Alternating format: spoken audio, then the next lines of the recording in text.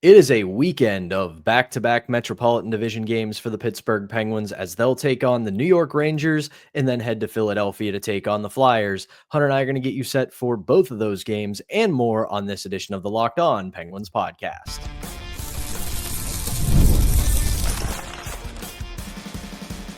Your Locked On Penguins, your daily podcast on the Pittsburgh Penguins, part of the Locked On Podcast Network, your team every day.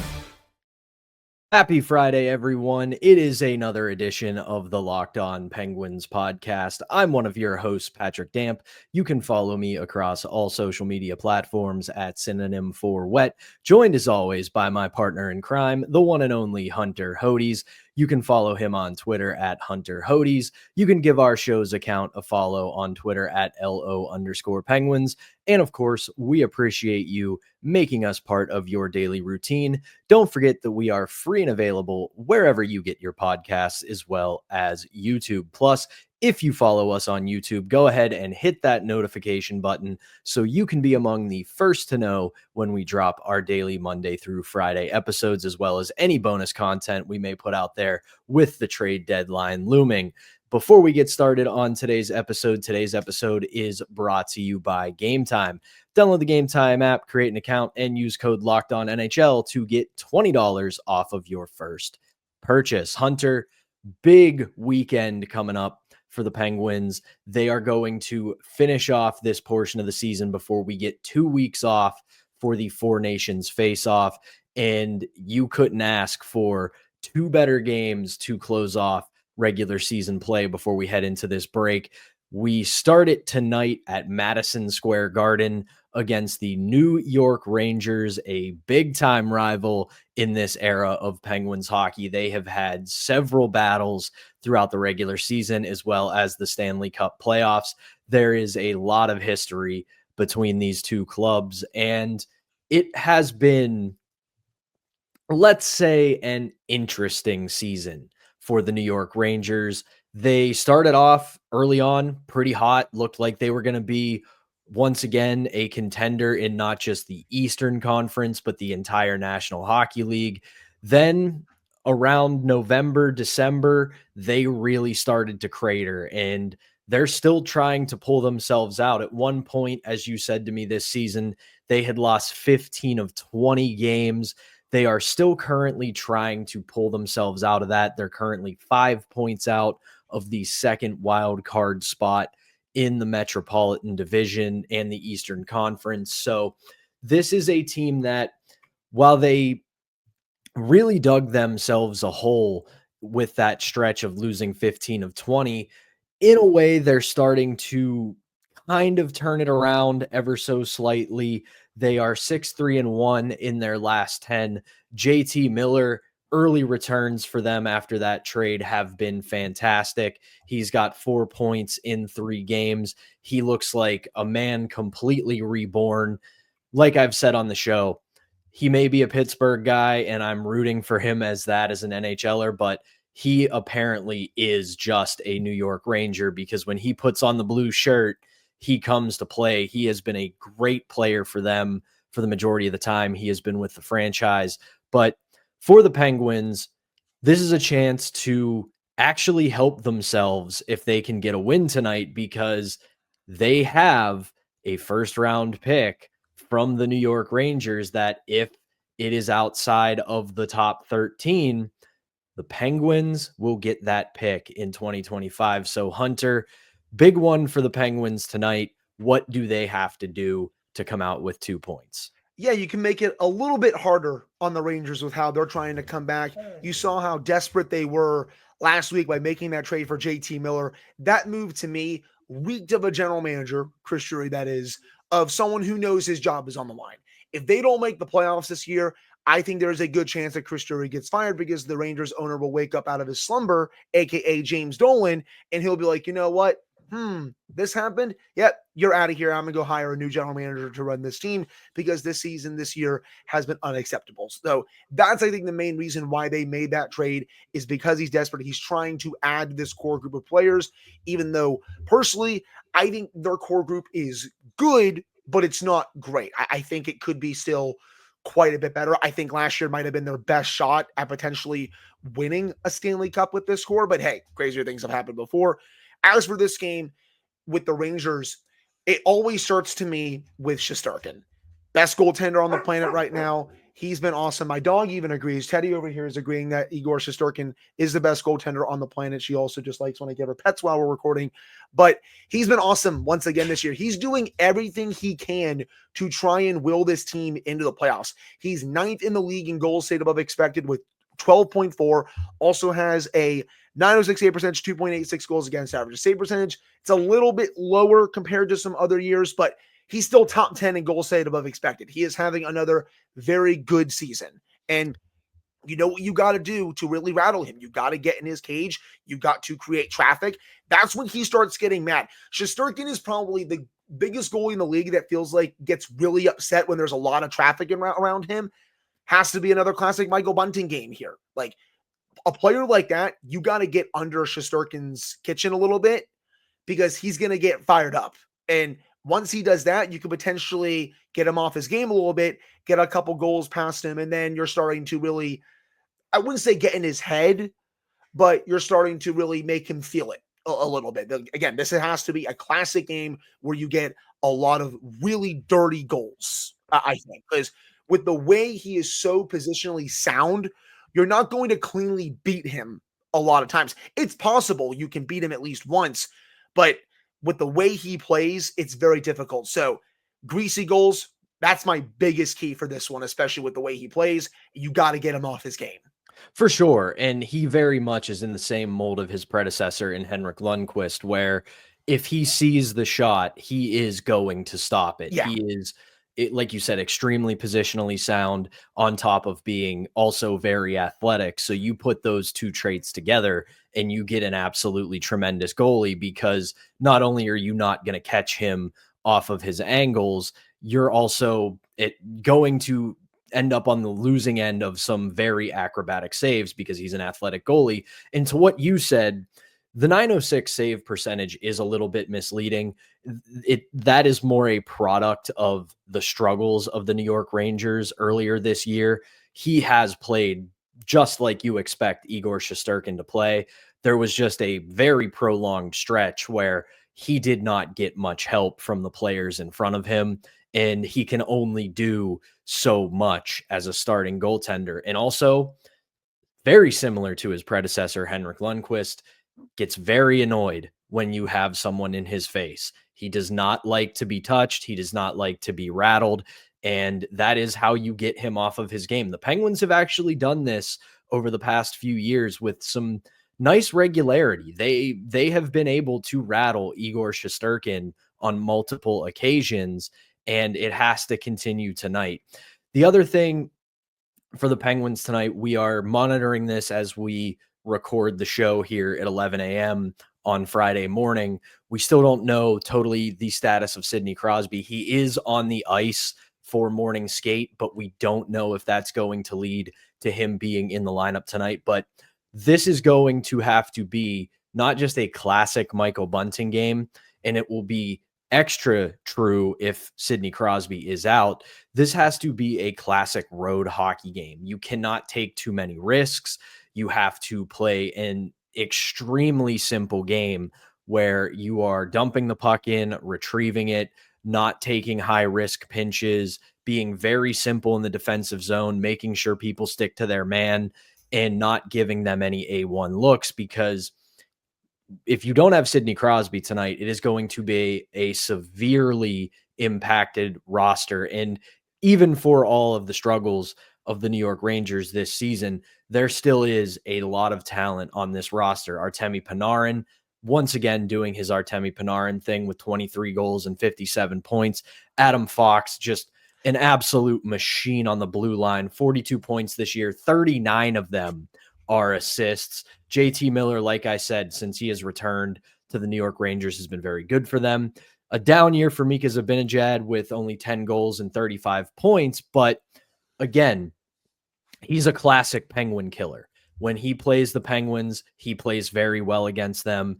Vinny Trocheck has continued to prove the doubters wrong, that he is a top 6 forward. So This is a team in the Rangers who still have a lot of talent. And if you give them an opening, especially with the way this Penguins team is constructed, they are going to walk through it. I agree with that part, like especially with how the Rangers generate offense. A lot of it is off the rush. We talk about this every time the Penguins play the Rangers.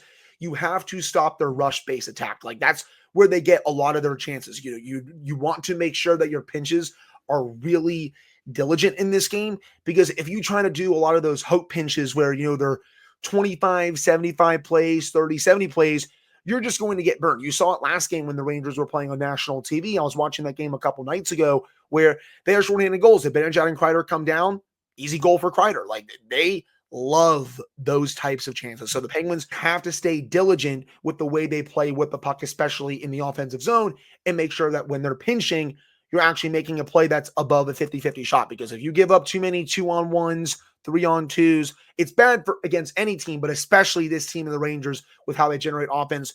With regards to Trocheck, he's been fine this year. He was a lot better last year. He only has 33 points in 53 games this year. He hasn't been as good. Same goes for Chris Kreider. He's scoring a bit, 16 goals, but only 19 points. He's not even on pace for 40 points this year. Like that's the way he's playing. A lot of his goals this year, kind of as you'd expect, power play tap-ins. Like that's what you're going to get with the deflections and stuff. So Penguins, when the Rangers get power plays, you have to make sure you know where he is on the ice, especially with how good of a net front presence he is. He always loves getting those greasy goals against the Penguins. He's also, Pat, a very big Penguins killer, probably more than Mika Zibanejad, if we're being honest. You mentioned JT Miller. He's been very solid, 4 points in 3 games. Adam Fox, he's doing his thing on the back end. I know the Rangers have been very disappointing this year, but there is still quite a bit of talent here. Their bottom 6, I don't really think is that good. They have Matt Rempe playing minutes on an every night basis, and I don't really think he's that good. They have Will Cooley, who is okay, Jimmy VC, whatever. Their main top talent, though, is as where you expect it is. Their top 6. Riley Smith, of course, former Penguin, is in their top 6. He scored a goal against the Penguins in their last game against them. They have Alexei Lafreniere, who he hasn't been as good as he was last year, but he's still having a pretty fine year. Their back end is where I think they're a bit vulnerable, though. Outside of Fox, I personally don't think there's that much there. Schneider's fine. Lindgren, though, is not what he used to be.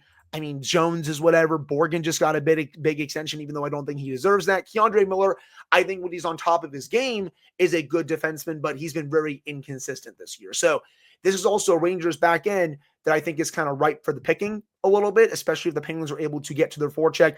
I'm just curious to see if Sidney Crosby doesn't play tonight, who's getting those top line center minutes? Are we really going to do Rickard Rakell, or Pat, are we going to have potentially Emil Bemstrom play center? He was just recalled by the Penguins before this game. Curious to see if Crosby doesn't get in, is he going to be the top center in this game? Or do they promote someone like Kevin Hayes, Cody Glass, etc.? But if Bemstrom does get in some capacity, I'll be curious to see how he plays, because I still like his shot. I liked when he used it last year with the Penguins down the stretch. He just hasn't been able to put it all together at the NHL level, but still having a really nice point per game season for Wilkes-Barre. Doing very well in Wilkes-Barre this year. He has 19 goals, 41 points, leads the team in both of those categories. But we have our answer. Mike Sullivan has spoken ahead of the optional morning skate. Sidney Crosby will not play tonight. Alex Nedeljkovic will be between the pipes for the Penguins. Igor Shesterkin will be between the pipes for the New York Rangers. So we will see what happens with this lineup, but it is the Penguins and the Rangers from Madison Square Garden tonight at 7 p.m. And we will see what happens with these lines. You'll get that social media post on Twitter, Instagram, and everywhere else. It'll be tough to win this one, my friend, especially without both Crosby and Malkin. I expect Malkin back after the break. Crosby, if he's not playing tonight, not sure he's going to play tomorrow. Always a chance, but they're going to need a really great effort from a lot of players tonight with both of these guys out. It's going to be a very interesting game to watch without the two big guns, so we will see what happens. And obviously, when we come back on Monday, we will recap that game as well as the one that we're going to preview in the second segment when we return for that segment against the Philadelphia Flyers. But first, we've got to tell you about our sponsor, and that is Gametime. If you're looking for tickets to your next big event, whether it's a concert, a comedy show, or a sporting event, you can find the right tickets at the right price. And Finding those tickets can be a headache, but with Game Time picks, it's never been easier. Let me tell you how it works. With Game Time picks, the app does all the hard work for you. It curates the best deals so you don't have to waste time searching through endless ticket listings. I have been using Game Time ever since I found out about it after joining this show, and I've used it for Penguins games. I've used it for concerts, and it's about as hassle-free as it gets when it comes to finding tickets. You guys know how annoying it can be to find tickets to so many events in this day and age. The curated deals make it super simple to find great tickets at a great price. No more sifting through thousands of seats and thousands of options.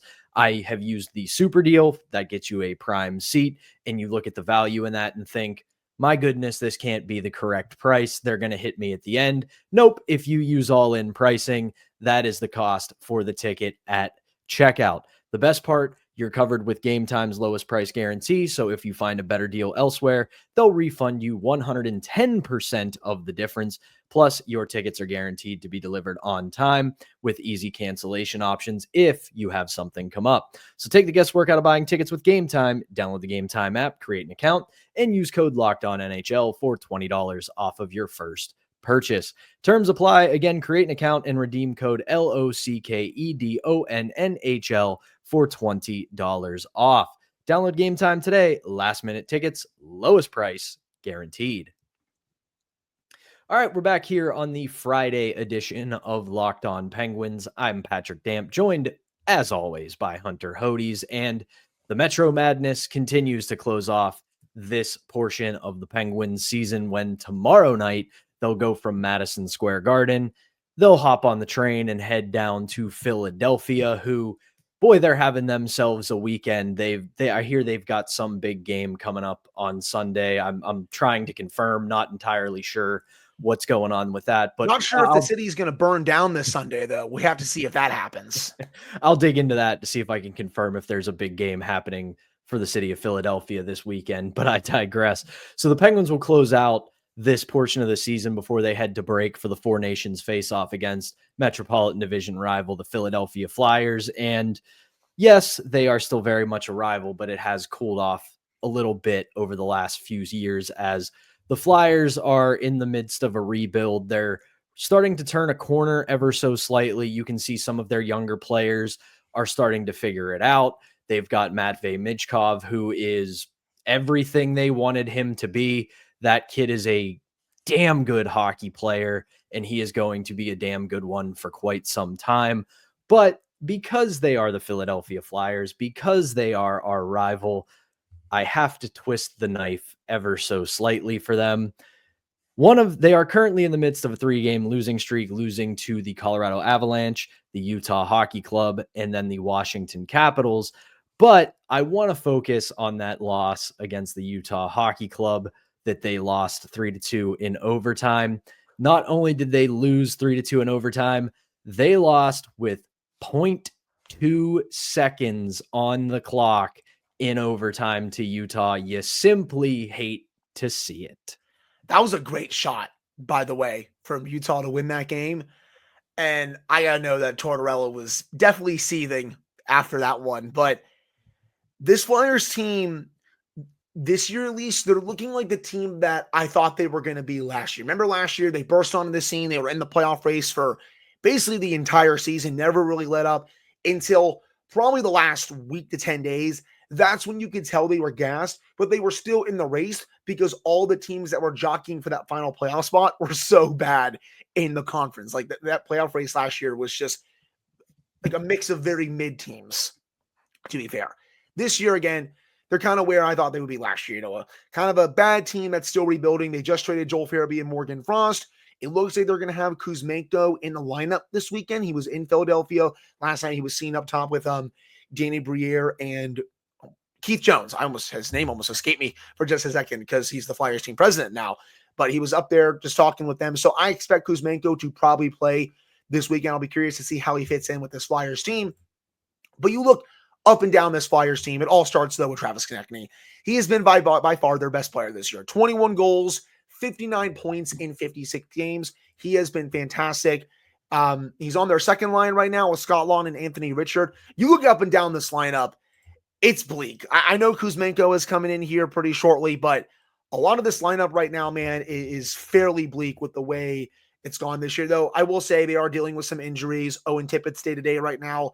Delorier is on injured reserve. Ryan Paling is day-to-day. Rasmus Ristolainen is day-to-day. You have Igor Zamula is on IR. So defensively, their defense also looks a bit different as well. They got Eric Johnson playing bottom pairing minutes. Jamie Drysdale is at least playing decent hockey for them. I like Cam York, not on the top pairing, but I still like him as a defenseman. They also have Travis Sanheim there. But the biggest issue for the Flyers this year that the Penguins will look to exploit in this game specifically is their goaltending. Yes, Pat, we have found a team that has worse goaltending in the league than the Pittsburgh Penguins have this year. My Philadelphia Flyers, Hunter, my Philadelphia Flyers having goaltending issues. That is so unlike them. By the way, guys, Pat just admitted that he's a Flyers fan doing a Penguins podcast. You all can flame him in the comments for that. No, I'm just messing around. But his girlfriend's family is from Philadelphia. So just had to make that joke. They don't like the Flyers, so I am indoctrinating her into the cult of the Pittsburgh Penguins as we speak. So good. That's good. But you look at their goalies this year. Sam Erson's played 30 games. Fedotov, their young goalies, played 17 games. Alexei Kolosov, 15 games. None of these goalies is above an .895 save percentage. Their highest is Sam Ersson, who's at .894. Fedotov is .877. Kolosov is .870. Goals against average for Ersson, 2.84. So that's, okay, but his save percentage is not good. Fedotov is 3.27. Kolosov, 3.45. All these goalies this year have been atrociously bad for the Flyers. So Penguins want to win this game. They got to win the goalie battle. And it looks like they're going to have Blomqvist in this game because Nedeljkovic, as you said, is starting tonight against the Rangers. That is an advantage for the Penguins with the way we have seen Blomqvist play. And I'm excited to see him get another crack at this because of, he hasn't played as much lately because Ned's been on a nice heater, which I totally get. But it'll be nice seeing Blomqvist get in this game tomorrow. We'll have to fully see about Sidney Crosby. But again, based on what you updated us about a few minutes ago, he's not playing tonight against the Rangers. Not sure they're going to risk it against the Flyers, even though we all know he loves playing the Philadelphia Flyers. He really does, and the numbers certainly reflect that. I don't want to turn this into a discussion on the Flyers organization, and I will get into here in a second what the Penguins got to do against this Flyers team. But I will say this. I made the joke about the goaltending.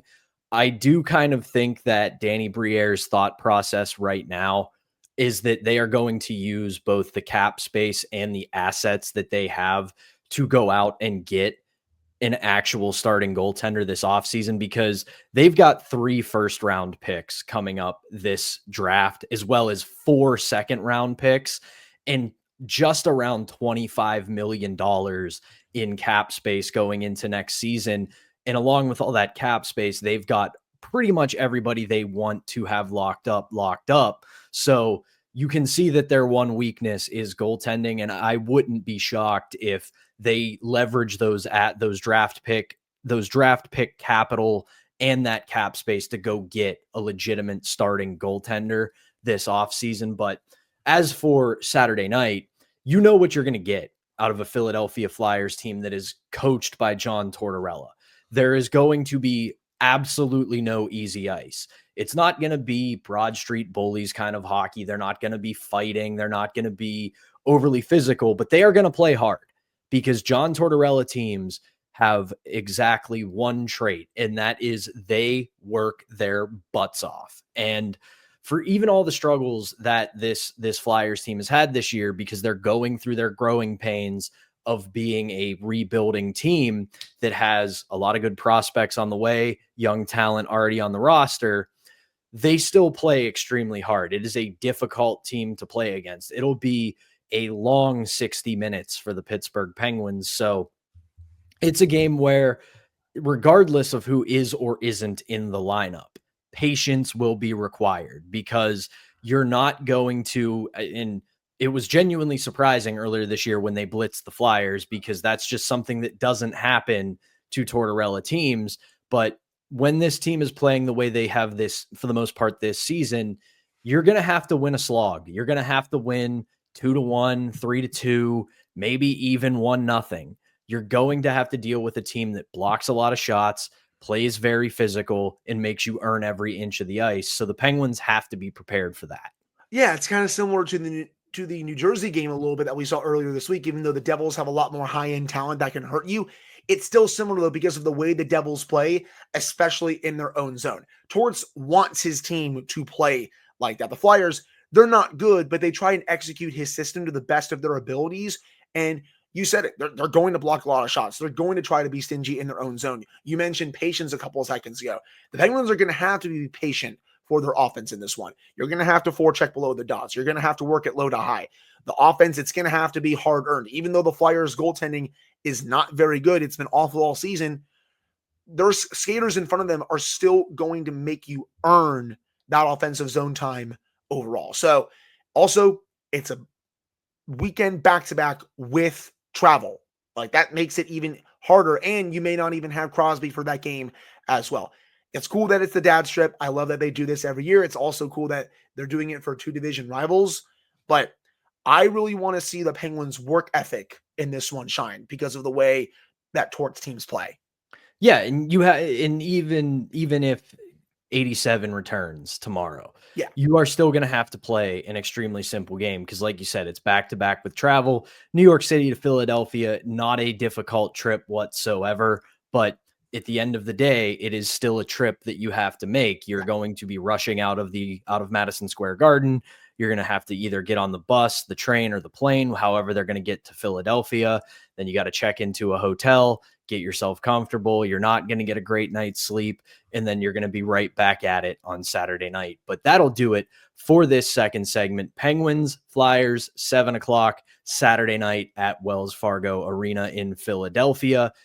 When we come back, we're going to close out this portion of the season and look ahead a little bit to the final stretch of the season and talk about what some of our expectations for this Penguins club is when they return from the Four Nations face-off. And we'll do that when we return right after this. All right, it's the Friday edition, the final segment of a hopefully feel-good Friday here on the Locked On Penguins podcast. I'm Patrick Damp alongside Hunter Hodes, and 2 games this weekend, and then it's 2 weeks off as we get our Olympic advertisement the Four Nations face-off tournament in Boston and Montreal. And we kind of know where this Penguins team is and where this season is going. We're likely looking at barring an absolute and total miracle, a 3rd straight season without the Stanley Cup playoffs in Pittsburgh. So I want to touch on what some of our expectations are for this franchise for the rest of this season. I will start with this. I don't think now that Marcus Pettersson and Drew O'Connor have been traded that we're going to see what many have called a fire sale, what many have called an active trade deadline. It doesn't matter what you want to refer to it as, but I don't think we're going to see a flurry of moves at the deadline. I do still think there's a couple of names on the Penguins roster who still could get moved, Matt Grzelcyk and Anthony Beauvillier among them. But should that happen, those are 2 players who have pretty much been every night players for the Pittsburgh Penguins. So if and when they get moved, my expectation is I want to see some of these young guys given a shot. I want to see whether it's Ville Koivunen, whether it's Vasily Ponomarev, whether it's Rutger McGroarty. I want to see these guys post-trade deadline get a little bit of a runway. Even if they struggle a little bit for a couple of games, we're not playing for the Stanley Cup playoffs here. I want these guys to get a little bit better acclimated to the National Hockey League level. And also ditto more for Owen Pickering. I mean, obviously we saw his first stint in the NHL earlier this season where he looked the part. He looked to be fully NHL ready. He got sent down just due to some roster situations and injuries and all that. But if they do trade Grzelcyk, and I expect that to happen, I think they're probably going to get a mid-round pick back for him or something like that. I want them to bring up Owen Pickering and give him top 4 minutes, because if you don't do that, your left side, Pat, is what? Ryan Graves, P.O. Joseph, and Ryan Shea. Like, that's bleak stuff. I know that they're not going to make the playoffs, but that's bleak stuff, man. You got to bring him up once you inevitably trade Grzelcyk. to see what he can do for the rest of the season in a full-time role before I think giving him that more of a full-time role for next season, because I think he'll be here full-time next season, and we'll have to see with Harrison Brunick as well after the camp in the preseason that he had. I agree with you on Koivunen and Ponomarev. I think Koivunen has earned a call-up with the way he's been playing. Ponomarev as well. McGroarty, he's going to get the call really soon. I also would not be surprised if they kept him down in Wilkes-Barre for the rest of the season, but if they were to call up, and I am leaning that way as well, I would be all for it, because I think he's playing some really good hockey down there these last couple of months. Another thing I just want to see just for the rest of the season, just the same heart and energy that I've seen the last 3 games, man. Like that, a lot of that road trip was really poor, but they woke up a bit in Utah, had that really great performance. Crosby ends it with that nice goal. Nashville, they have a really nice emotional performance. They shut out that team.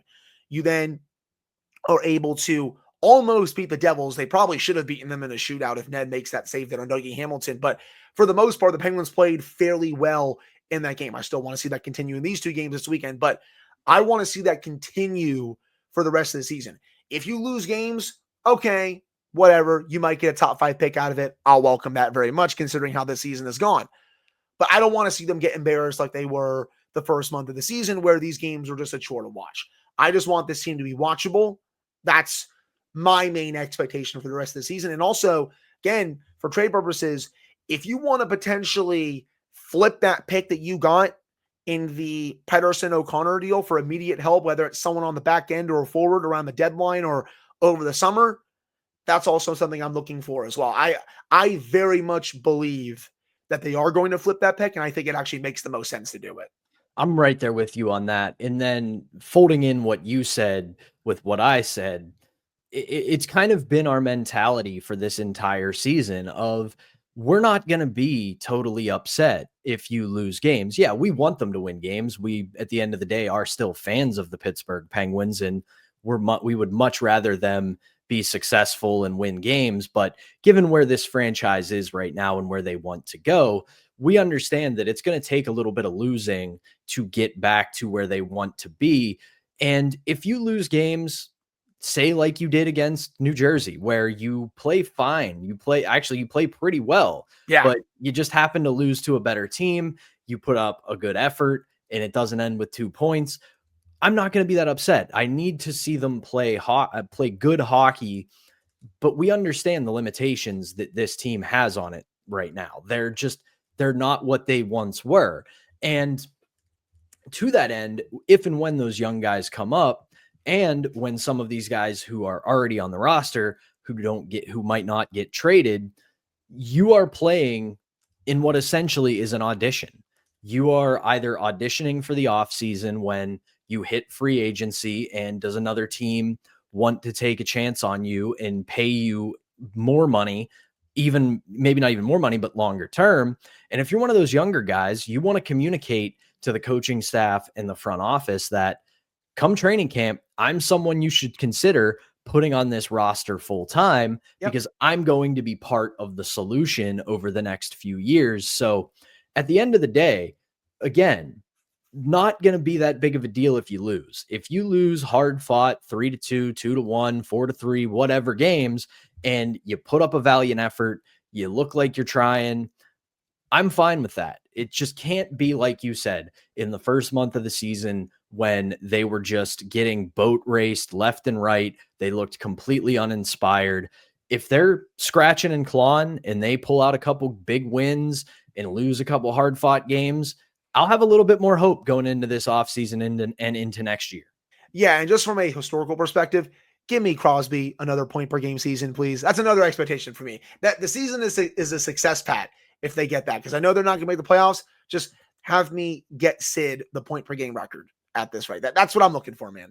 Yeah, really want to see that, because you want to see him make that history. I know he says he doesn't really care about it, and that's fine, but you want to see him continue to cement his legacy as one of the best players to ever lace up skates in the history of the game. And considering that he was at morning skate today against the Rangers, even though he's not going to play, even if he doesn't play against the Flyers on Saturday, you figure once we come out of this break, he is going to be back along with Evgeny Malkin. So you want to see him continue playing the way he has played over the past month or so. But unless you've got anything to add, Hunter, I think that's going to do it for the Friday edition of Locked On Penguins. Hunter and I will be back to recap both of these games from the weekend on Monday, as well as maybe have our good pal Jesse Marshall on the show for Marshall Monday.